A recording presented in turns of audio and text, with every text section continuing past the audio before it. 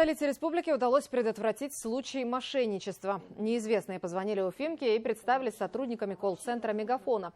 Мошенники пытались овладеть средствами потерпевшей. Все действия сопровождались телефонными звонками и СМС-сообщениями. На помощь пришел таксист, который случайно услышал телефонный разговор, когда Светлана направлялась к терминалу. Тут я вызываю такси, естественно, ехать в Планету. И он со мной на связи, и водитель мне говорит: положите трубку, вас разводят мошенники. И только после этого до меня начало доходить. Он снялся с линии, мы поехали в отделение на Шафеева, и там уже я написала заявление. И только там уже мне сказали, что это в порядке вещей, что вот до меня такая тоже история дошла. На моем примере пусть все знают, что огромные суммы уходят, огромные. Будьте бдительны и не отвечайте на такие звонки. Все очень-очень убедительно.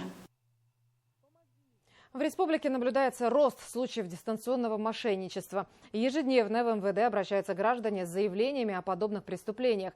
Важно отметить, что сотрудники некоторых банков, заметив подозрительные действия клиентов при оформлении кредитов, пытаются их остановить, разъясняя потенциальную опасность.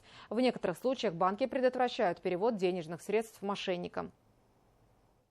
Если поступил звонок, например, от сотрудников банка, либо звонящий представился сотрудником какой-то телефонной организации, либо представился сотрудником госуслуг, необходимо прервать разговор и с официального источника установить номер горячей линии, перезвонить и уточнить информацию.